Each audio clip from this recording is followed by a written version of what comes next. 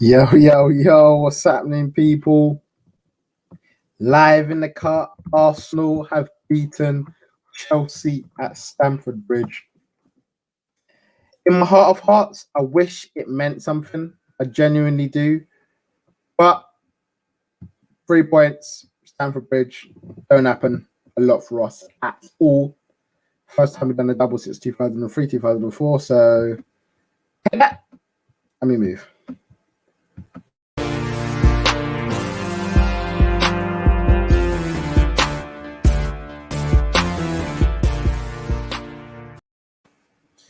Yes, yes, yes. Arsenal beaten Chelsea at the Bridge 1-0.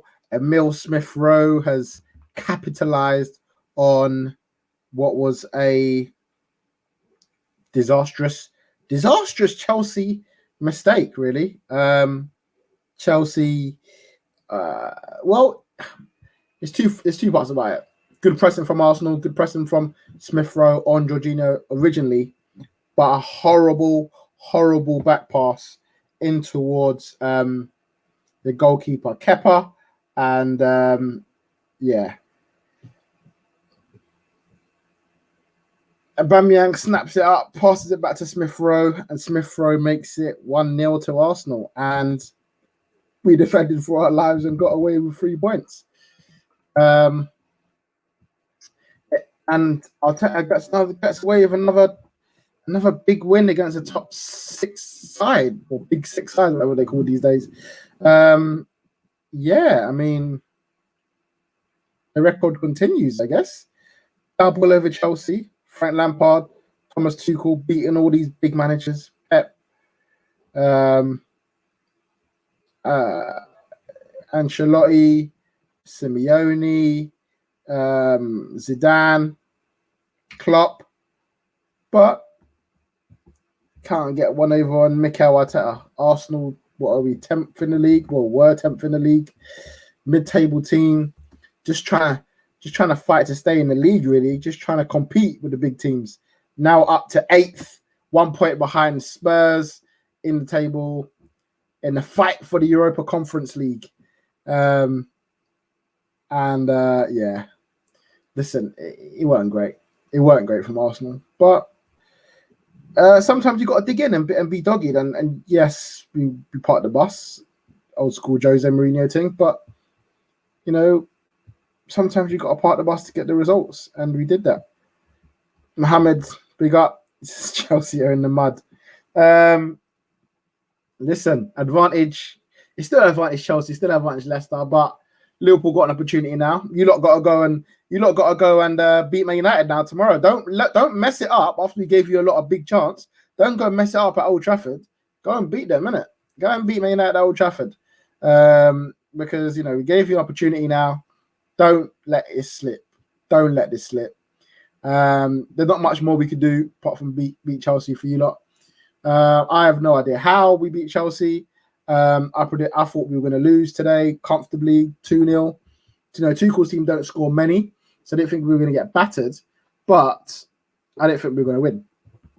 Didn't think we were going to win today. Thought we'd lose 2-0. And yeah, we've somehow come out with a win. I mean, you know what? Let's look at the positives first. Partey and El Neni, I thought, had a good game. Been times this season when Partey let the game drift by. Today, worked hard in the middle of the park, making them good tackles, bringing the ball out as well. Not too much, but enough. Enough to get out of Arsenal out of a mess, and carry the ball forward. We've not had someone carrying the ball forward for a long time in the middle of the park, and I thought he'd done that quite well. So yeah, I mean, we'll take that. From that point of view, I thought obviously Smith-Rowe took his goal well, scuffed it a little bit, but got it on target and scored. As I said, the pressing was probably the most important part of it. He pressed Jorginho to make the error. It won't be mentioned, but he did. He pressed, high pressed to make the error, and led us to the goal. So big up Smith-Rowe from that. I thought Ball carrying was great as well. I thought it had another good game. And the defensive pairing I've been calling for, Mario and Gabriel, start, and we keep a clean sheet. Now, granted, it was three at the back. Holding was there, of course, had a good game as well. But I thought the three of them just cleared their lines and done what they needed to. Did we ride our luck a bit? Yeah. Lennon makes a great save at the end to tip a ball onto the bar. And, you know, Kai Havertz should have scored. No doubt about it. Kai Havertz should have buried the opportunity. But reality is he didn't. When, you know, he had the chance to do it, Arsenal took advantage of the Chelsea mistake. Kai Havertz didn't take advantage of the Arsenal mistake and leads Arsenal to victory. Hassan says, congrats, fair play to that win. Focus for Chelsea is the trophies. Yeah, definitely. But listen, if Chelsea lose that Champions League final, they better hope they had top four in the bag, because you can't go to a Champions League final riding on the hope that you might get top four. Listen, if Chelsea don't get top four, they don't win the FA Cup and they don't win the Champions League. It's a season of nearly. And a season of nearly isn't really good enough. Listen, I'm Kroenke's biggest fan. Kroenke. Wow. I'm Tuchel's biggest fan. That's only because I saw the Kroenke out each and every time, by the way. I'm not Kroenke's biggest fan. I'm Tuchel's biggest fan. I really love Tuchel. I love the way that he plays, the way he sets his team out. Today, he gambled against a poor Arsenal team. He dropped Kante. He wasn't even in the squad. That's the biggest gamble you can do, really. Not have Kante in the squad, playing Gilmour and Jorginho in the middle. Obviously, had no Mendy, but I don't think that mattered too much. Rudiger, I think, was a bit of a miss, bringing the ball up from the back. Obviously, no Timo Werner to carry the ball up front as well. It lacked something from the Chelsea attacking point of view, and I think Tuchel got that wrong today. Now, arguably, his eyes are focused on the Champions League final and the FA Cup final, obviously, this weekend. I get that, but as I said, you got to do your job in the league. You got to do your job, and you know, we saw Gilmour start against City. I thought that will be the time that he starts against City, then Kante will play here against Arsenal. But Kante gets rested again, or Kante gets rested for this game. And listen, Kante's been a big part of Chelsea. Did Kante play when they lost to West Brom? I feel like he didn't play in that game when they lost 5-1. Someone find out for me if Kante played in that game, because listen, when Kante doesn't play for Chelsea, they miss something. They miss something going forward as well as defensively. Like, he does a lot in the middle of the park, and they just didn't really have it today. And it's funny that if I'm right that he didn't play in the West Brom game, and it shows that whenever Kante doesn't play, they lack a bit of dynamism going forward. Big up everyone that's in the chat that says 3 at the back or 11. Yeah, it was 11 at the back. But you know what? We've done this many times before. It's not even a surprise to me. And listen, the general fan will say it's poor, it's defensive, it's part of us football. And it's funny because we did this against Liverpool at home, if you remember.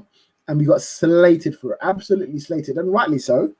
You know, Liverpool ended up scoring after the break when I think Jota came on and scored in like the 64th minute.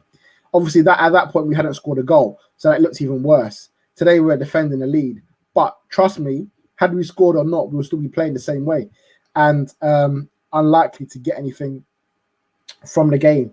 But that's the way Arteta set out his team in these big games. And listen,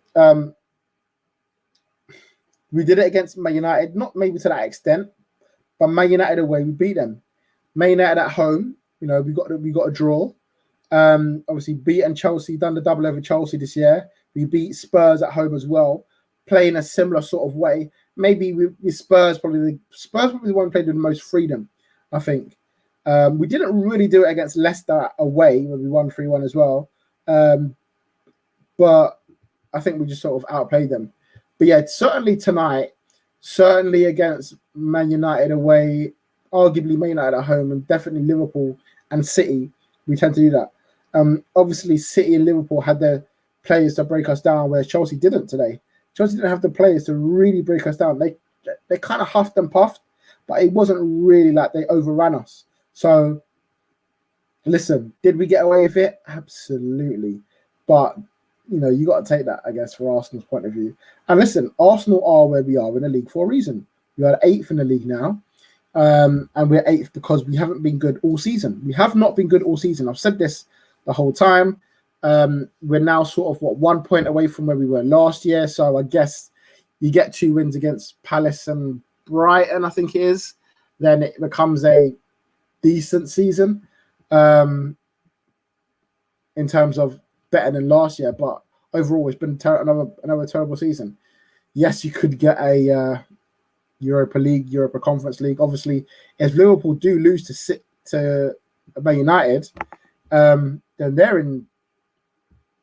then they'll be they still got to play West Brom, I guess, on the weekend, but we'd only be 2 points behind them.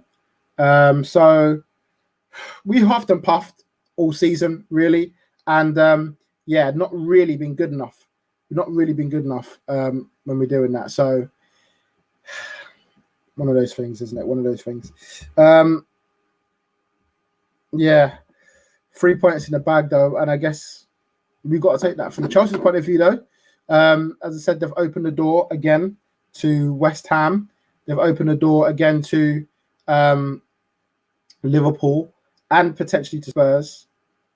So, there's opportunities there for the other teams behind them to catch them up.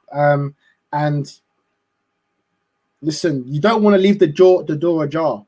I know they got to play the FA Cup semi-final, but obviously Leicester beat Man United yesterday. So you don't want to leave that door open too far wide, because now Chelsea on 64, if West Ham win on the weekend, so I'm just looking at the table, West Ham win on the weekend, they go 61. If Liverpool win their next 2 games, they go to 63. Now with Chelsea to play Leicester midweek, that's huge. That's opened the gap up. Liverpool have to win their next 2 games, but let's open the gap up a lot to both of them. For me, Spurs are too far behind, but to West Ham and Liverpool, the gap has certainly opened up.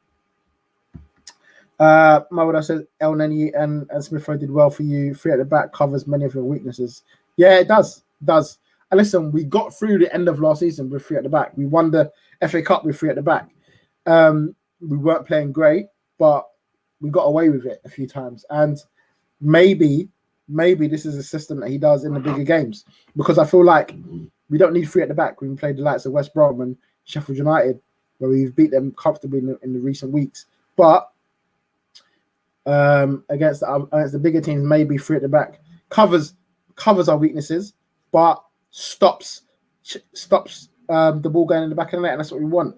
Yes, listen, we are better away from home than we are at home this year as well, so that has to come into account as well, because it hasn't just been the big teams who've been good at away from home, it's been the small teams as well.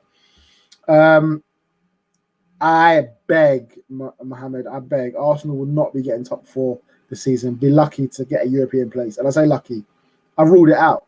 I ruled out European football. So it is what it is. Everton, obviously, don't forget, Everton are behind us and they play tomorrow against Aston Villa, and they still got another game in hand on us as well. So listen, I'm not counting my eggs before they hatch. Is that a saying? I don't know. Anyway, I'm not getting carried away. So there we go. Arsenal have Chelsea's number. Yeah, I guess so, because we did it against Chelsea earlier on in the season, and we did it against Chelsea today, and FA Cup final. So there's a little bit of that. I think sometimes you get confident when you play a team that you can beat, or that you have beaten recently. But this is a different Chelsea that we haven't played yet. You haven't played Thomas Tuchel's Chelsea before today, so would have been a different game, different way to play, and a different win that we got. And as Moda said, Elneny and Smith-Rowe did very well for us. And listen, Smith-Rowe is a young guy, but he's got so much talent. And I just feel like we're going to harness that within the next couple of years or so. And the likes of him, Bukayo Saka, Kieran Tierney, Martinelli, the likes of the players that you want to kind of build from going forward. Aubameyang didn't really do anything today as well, but we didn't really feed him with any opportunities today either. So pinch of salt with that one. with Aubameyang. Yeah, and as I said, Chelsea had a couple of chances. Mason Mount had a chance that was very well blocked from Holden, I think it was, and Lennon made a good save from him as well. Obviously, they did score with the VAR goal. Pulisic thought he scored, but it was offside. And then, yeah, they had a couple of headers. Listen, there's opportunities that Chelsea had that could have, like, enabled them to go through to win the game, but they didn't take them. And when they don't take them in this kind of game, it's easy pickings for Arsenal. I thought Chelsea didn't play well enough to break us down. Defensively, I thought they were done their job as well, quite well. But for me, it was about how Arsenal defended today and how they played. Yeah, for me, Smith-Rowe was man of the match. I thought he was excellent all game. And to get man of the match, in my opinion, in this kind of game, shows how far he's come. Leaps and bounds, Smith-Rowe. And yeah, looking good for next season. We'll see. Interesting. Okay. Listen, thanks a lot for joining, guys. As I said, good win for Arsenal. 1-0 away at Chelsea. Got the 3 points. Got the job done. As I said, for me, the season's already over, but I guess we'll see what places other teams want to give us this season. Can we get a potential European place? We'll wait and see. Guys, thank you for joining, and we'll see you soon.